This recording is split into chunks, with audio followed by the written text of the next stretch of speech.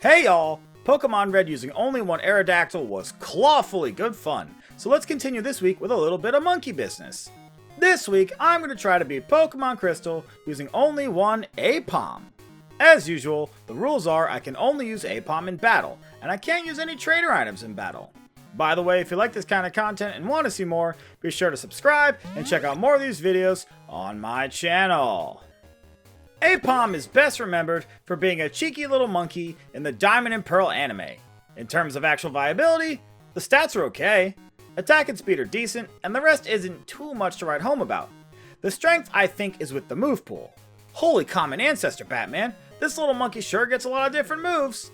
Also keep in mind, we all know just how good normal moves can be in these Crystal Challenge runs. Alright, let's do this.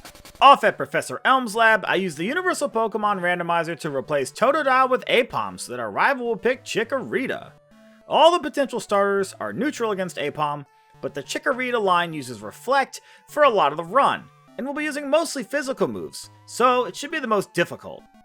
Aipom is a mischievous little monkey known for smacking people around with its tail hand when they show it disrespect, so I nickname ours Pimpanzee. Aipom starts off with just Scratch and Tail Whip, but even so, we're able to beat the rival Bubs right away. Still, I'm surprised it doesn't start off with Double Slap. Kinda seems like a missed opportunity to me. Just like the 2001 Mark Wahlberg Planet of the Apes reboot. I mean, what were they thinking? Heading off to the gym in Violet City, I take on the flying type gym leader Faulkner. We're at the same level as his Pokemon, but his Pidgeotto is super strong. Even with a berry, it takes a while before we're able to win, and that is primarily thanks to Sand Attack. Oh, what's that? You're gonna leave an angry little comment about me using Sand Attack? I'm using a friggin' monkey for crying out loud. Cut me some slack, Jack. Now that I'm in Azalea Town, it's time to take on the rival Bubs once again. Along the way, I grabbed the TM for Swift in Union Cave and taught it to Aipom. We also need to use the Mudslap TM that we got for beating Faulkner to get past the dang Ghastly. The biggest challenge here is the fact that Ghastly keeps putting us to sleep and then reducing our Mudslap's already tiny beepy with Spite. Takes a bunch of resets, but that's not a problem. After beating Bubs, I head next door to take on Bugsy, the Bug-type gym leader. The great thing about this gym is that Aipom comes in and smacks the exoskeletons right off of Bugsy's Pokemon. Even the Scyther gets slapped around, and it tried its darndest with a critical hit Fury Cutter. Pimpanzee indeed. You know, I really do enjoy these challenges, and one of my favorite parts is coming up with the nicknames for these Pokemon, some of which I spend more time thinking of a nickname than actually completing the run, if you can believe it. Next up is the Goldenrod City Gym and Whitney's Miltank. This gym battle is normally a titanic pain in the tuchus, but we win on the first try thanks to the power of our unbridled monkey rage. The Fury Cutter TM we got for beating Bugsy might start off weak, but it doubles in power each turn, so by the time the Miltank comes out and it starts its rollout shenanigans, it's already playing behind the 8-ball. Is anyone else surprised by how strong this little monkey butt has been thus far? I know I am. Off at the Burnt Tower in Ecruteak City, I have to take on the rival Bubs once again, and Bubs really posed a problem thanks as always to Curse. Curse, you curse! I kept getting to the Bayleaf with pretty low health while not doing enough damage to take it out with Swift or Fury Cutter before Curse and Razorleaf did us in Darwin style. The solution was to teach Aipom Return, which is one of the strongest normal moves in the game when your Pokemon's at max happiness, which you can do by running around, getting haircuts, and the like. Well, if what it takes to beat Bubs is me running back and forth repeatedly on a bicycle, I'll happily play with my little monkey alone for hours until it gets big and strong. And there's nothing wrong with that sentence. Phrasing, Andrew. Phrasing. Next up is the Ecruteak City Gym Leader Morty. This battle was truly bananas. Despite the fact that Curses always makes me want to rip out my hair and eat it, there's also the issue of Spite.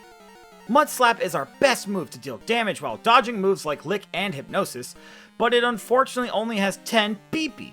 And when one Spite can take away 5 of those beepy, there's a real chance we run out of beepy fast. So I need another move that can deal damage, and I decide to go with Fire Punch. Our special attack isn't great, but it does about as much as Mudslap anyways, because Mudslap is so weak. I genuinely think that Game Freak added Mud Slap last minute just to balance normal types against all of the ghosts that use Curse early on in this game. After pelting Morty's Poltergeist, we surf across the glassy surface of the crystal blue ocean to take on the fighting type gym leader Chuck at the Cianwood City Gym. That sentence was so descriptive that I've almost run out of time to talk about the battle itself. Return is super strong thanks to the badge boost to normal moves that we get for having beat Whitney, and since we dodge dynamic punches, our simian subjugation of the Seaside Sumo has now ceased. Chuck's wife gives us the HM for Fly, and with it, our flying monkey soars back across the ocean to take on Jasmine, the steel gym leader at the Olivine City Gym. This is another reason why I taught Aipom Fire Punch. It's basically the only way to deal with her Steelix. It's got the highest defense stat in the game, so even the super effective Mud Slap isn't doing much damage, especially when you realize it's only 20 base power. At least the lowered accuracy helps to dodge some pretty colossal Iron Tails. I also gave Aipom the charcoal just to give our fire punches a little more oomph. I'm just picturing Aipom's butt hand holding a burnt stick and slapping a giant metal monstrosity. God, I love Pokemon sometimes. With Jasmine out of the way, I head on over to Mahogany Town to take on the Ice-type gym leader Price. His team loses faster than Rafiki swings his stick at Simba. It is an unfortunate side effect of having to do all of these extra Team Rocket side stories, but our level's getting kinda high. And as a result, our monkey is coming in extra hot and hard. Don't worry though, things will get tough again, babooner than later. In the middle of the Team Rocket Radio Tower anime arc, we take on the rival Bubs in the basement underground. Our level is high enough that our return is a complete powerhouse of a move, and monkey slaps most of his team. Just like that wind-up toy with the symbols, Aipom crashes through Bubs' Pokemon without even breaking a sweat. Do monkeys sweat? I don't know. Table that for later. I even start to feel sorry for Bubs and go for Fire Punch when return is much stronger. Look, it's not wise, but I gotta add some drama to this, eh? Now for the last Johto gym leader, the dragon leader Claire. Her Pokemon are all dragon type, which is weak to ice, so I thought, hey, why not teach Aipom Ice Punch just for this one battle? And that was pretty stupid, since even without the super effective damage, Return just does so much more damage than Ice Punch. Listen, I don't always get things perfect in these challenges, so just like the saying goes, do as I say, and not as I do. Before the Elite Four, we traverse Victory Road to take on our rival Bubs one last time. Just to add salt to the wound, because not much has changed since the last battle, where, you know, we mopped the floor with him. So guess how this one went. Once again, we return to the classic strategy of, well, return! Haunter wants to use Curse, but we see no evil. Magneton wants to use Supersonic, but we hear no evil. And since I can't say anything nice about Bubs, I shall speak no evil. Here are the stats and moves at the Elite Four. Aipom is level 54, which is pretty high considering I avoided any unnecessary battles. The moveset is pretty great. There's Return, and also 3 other moves. Hey, at least I got rid of Mud Slap for Shadow Ball. That's new. Up first is the Elite Four Will, and now that we have Shadow Ball, we can hit his entire team with super effective physical damage. No point in having a type advantage if your special stat is so low that you're doing Circus Peanuts amounts of damage. So, let's get physical. All of Will's Pokemon go down easy, besides Slowbro and Exeggutor. Exeggutor survives and lands a Leech Seed, and Slowbro survives 2 Shadow Balls thanks to Curse raising its defense. I guess it makes sense though.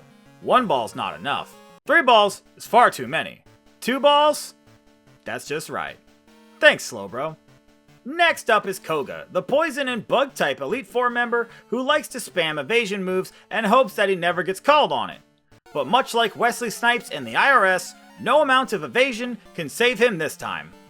Aipom comes right out of the gate, lobbing returns left and right, even taking the Fortress down in a single Fire Punch.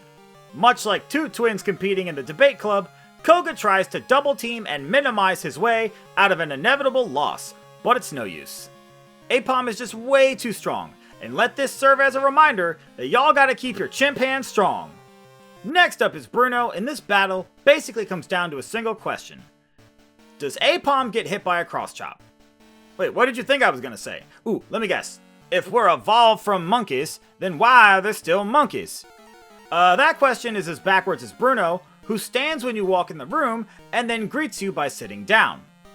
As for the battle, we can't one-hit KO the Machamp, and Cross Chop bruises us harder than a 2-week-old banana. After a couple of resets, Cross Chop falls prey to its own inadequate accuracy, and Aipom is able to win with relative ease. Alright, time to continue our conquest! Next up is the Dark-type Elite Four member Karen. I make sure to heal up Aipom and restore Beepy, and while I've got the menu open anyways, I figure I might as well replace Fire Punch with Ice Punch. And then I give Aipom the Never Melt Ice to boost the power of the bunch. We might not need it, but I'd rather have Ice Punch than Fire Punch for Lance's Dragons in the next battle. As for the battle with Karen, our monkey goes bananas on her whole team. Even after getting paralyzed by Stun Spore, this battle was easier than singing your APCs. Get it? APC? Oh my god, even that one hurt me to say. What am I doing with my life? Last up is the champion battle with Lance. I tried this one a bunch at our current level, but it was just not working. We don't deal enough damage, and his Dragonites keep paralyzing us with Thunder Wave. Not a huge fan of that, but whatever. I replaced Fury Cutter with Thunder Punch just to help deal with the Gyarados and Aerodactyl. I use a couple of rare candies just to turn Thunder Punch into a 2-hit KO on the Aerodactyl, because I need to take as little damage throughout this battle as possible. Otherwise, Lance's last Dragonite will KO us with Outrage. I gave Aipom a Paralyzed Cure Berry just to help deal with the Thunder Waves, but even with all of this, I still lose this battle a ton. After resetting for half an hour though, I make it past the Thunder Waving Dragonites, take very little damage from Aerodactyl, and finally arrive at the level 50 Dragonite. It goes for an Outrage, doing most of our health, but 2 Frosty Ice Punches take it down, proving that both in Pokemon and in Ice Cream, Chunky Monkey is better than Dragonberry. And with Lance defeated, we have become the champion of the Pokemon League, but you know the run isn't over yet.